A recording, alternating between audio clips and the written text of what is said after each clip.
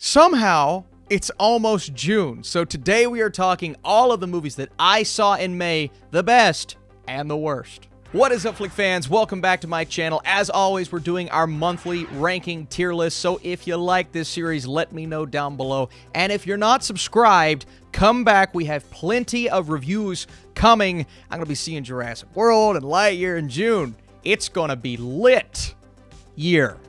Like Lightyear. Lit year? No.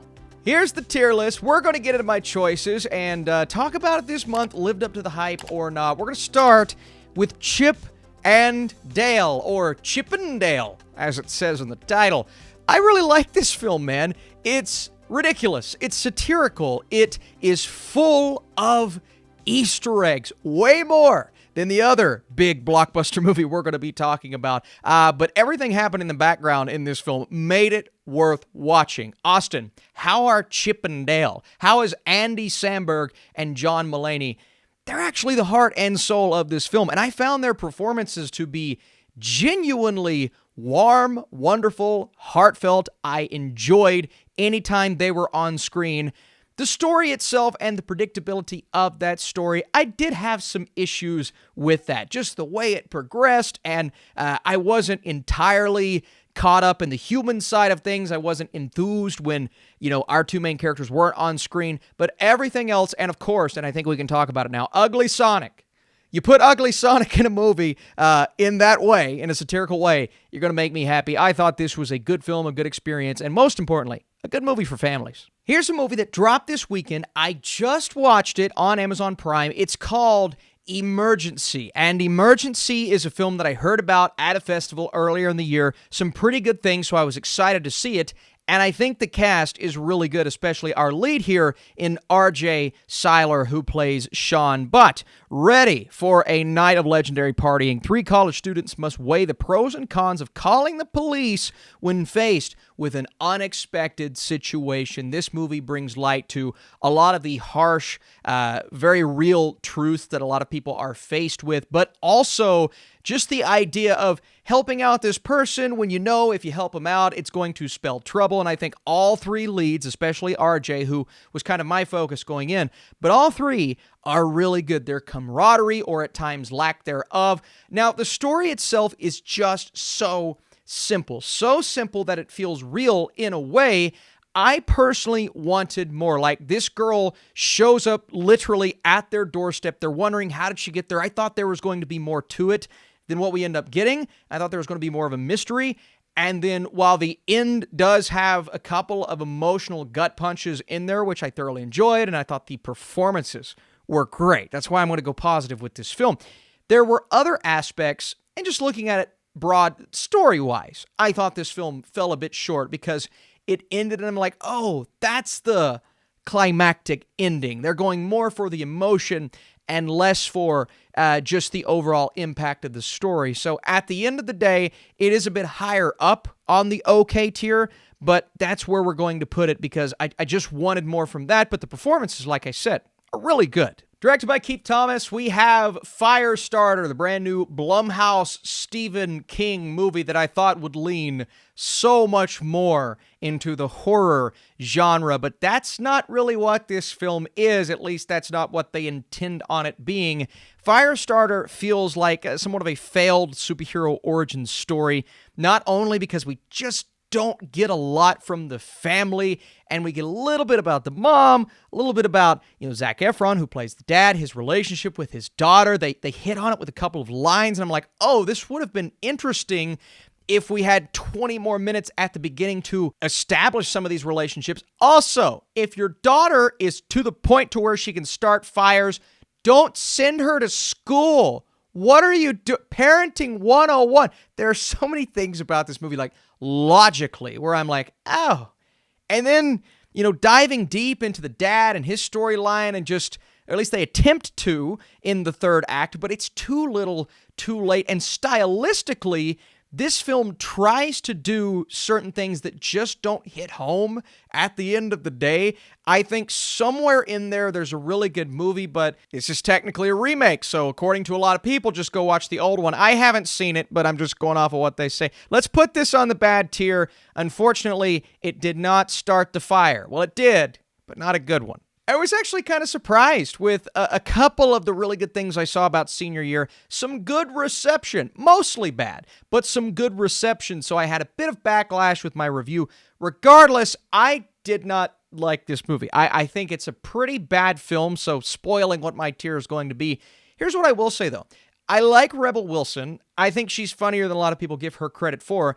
And I think the premise of this movie is really interesting. And comparing and contrasting high school 20 years ago compared to now is great. And I enjoy that. But from a humor standpoint, the humor didn't hit because it was so ridiculous, so over the top. And they tried to do so many things that weren't funny, but the writers and director thought it was funny, so they play it off like that. And when I'm sitting here going, all right, let's see what else you got. Give me more Chris Parnell or Rebel Wilson. Come on, guys. And then they ended off with a musical number. And at that point, I'm just sitting there like, you guys had to do that. So it is. I'm not going to put it on the awful tier. I'm going to give it a little bit more of the benefit of the doubt, but I am going to put senior year on the bad tier. It's not Rebel Wilson's fault. It's just the way it's handled. Rise, Roar, Revolt, RRR.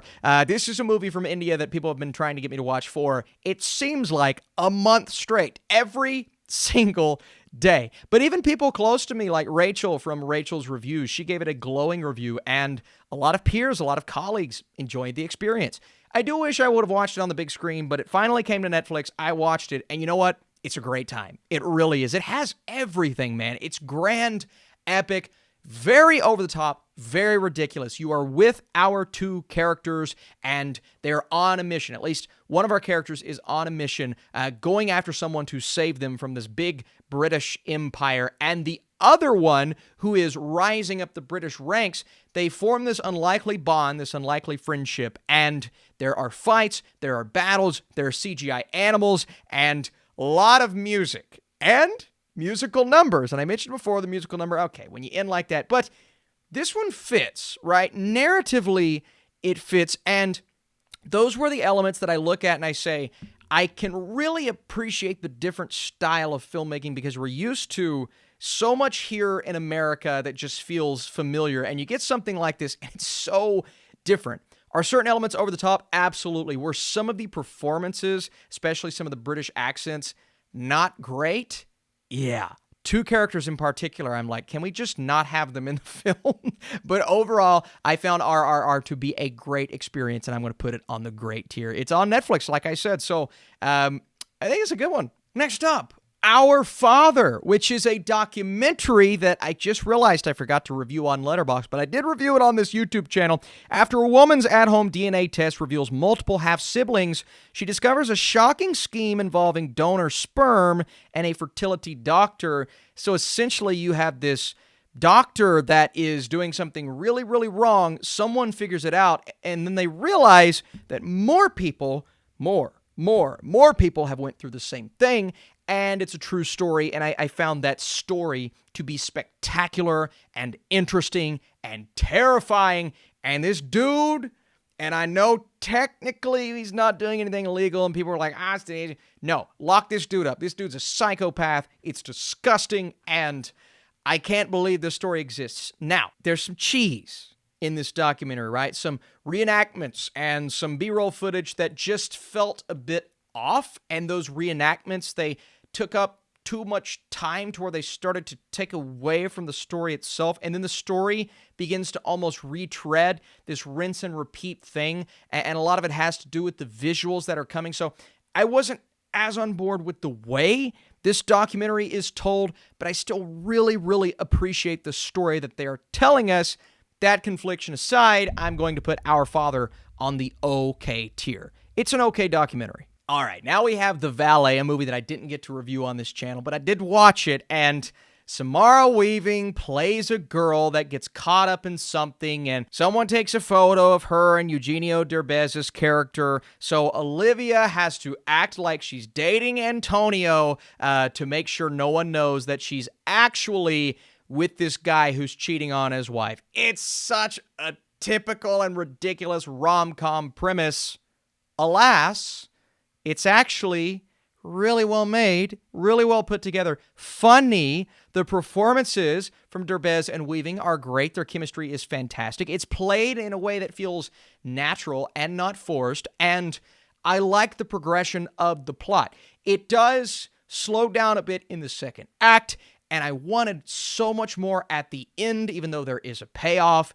But the journey was really, really fun. And you know what? I wish I would have reviewed this film. I thought The Valet was a good time on Hulu. It's a Hulu original. If you're a fan of the romantic comedy genre, you're going to like it. It goes on the good tier, for sure. Men, manly, manly, men.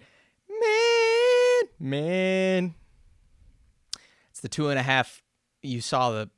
You watched my video. Anyway, listen, this movie's weird. This movie's weird, y'all.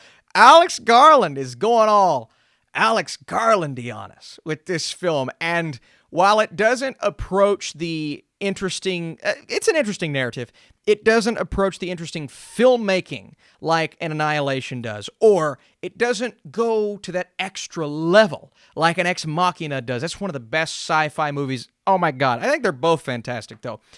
Men doesn't fall in that category.